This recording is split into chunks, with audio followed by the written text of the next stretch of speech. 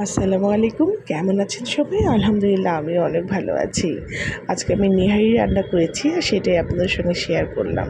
তো আসছে কিন্তু কোরবানি ঈদ, এই জন্য আগে থেকে একটু প্রস্তুতি নিয়ে নিচ্ছি, হ্যাঁ? তো এখানে আমি এই যে নেহারির মানে ওটা খুব ভালো করে ধুয়ে এই যে দিয়ে দিলাম। আর আমি দেখুন বাজার থেকে গিয়ে খুব দেখে দেখে একটু ভালো একটু মানে মাংস দেখে একটু কিনে এনেছি, হ্যাঁ? মাংস মানে নেহারির যেই মানে পায়ের যেই মানে অংশটা একটু থকথকা মাংস, হ্যাঁ?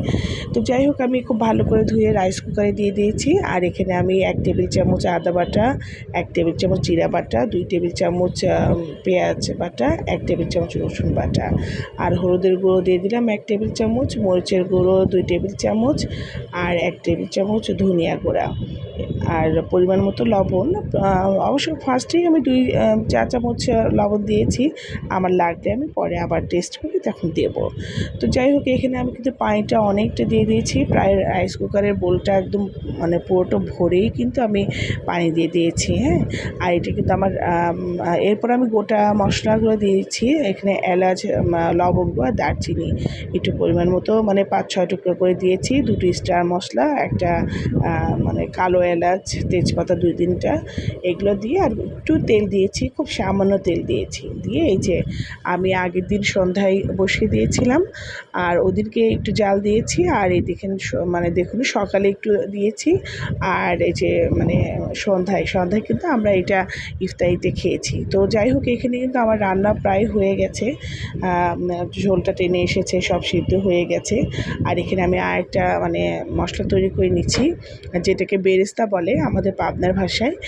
তো এখানে আমি ১ কাপ পেঁয়াজ দিয়েছি, এর ভিতরে দিয়েছি ৭-৮টা এলাচ, আর দারচিনি ৪-৫ টুকরো ছোটো ছোটো করে কেটে দিয়েছি, তেজপাতা দিয়েছি ৩-৪টা, আর ১ টেবিল চামচ জিরা। এটা খুব মানে ভালো করে ভেজে নিয়েছি, মানে একদম ব্রাউন হয়ে গেলে তখন এটাকে আমি শিলপাটায় একদম মানে মিহি করে বেটে নেব।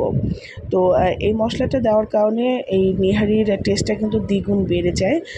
এটা আসলে আমার দাদি দিতেন, আর দাদির কাছ থেকে আমার আম্মু শিখেছিলেন, আর সেখান থেকে আমাদের শেখা। তো খুবই দুর্দান্ত হয়েছে খেতে। সবাই খুব পছন্দ করেছে, আর আমার এটা একটু অর্ডারের ছিল।